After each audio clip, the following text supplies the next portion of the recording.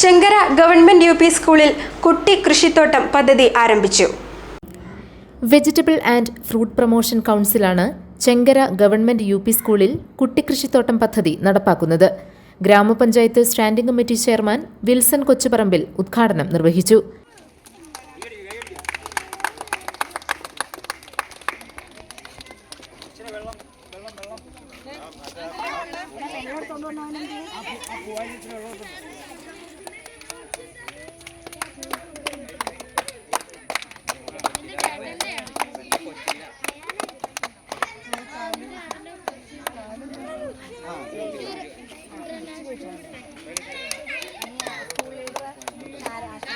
KR Suma, Dhanya John, Johnny N Joseph, NV Wilson, George Joseph, Paul Varghese, PD Eldhose, Simi Yesudas തുടങ്ങിയവർ ചടങ്ങിൽ പങ്കെടുത്തു.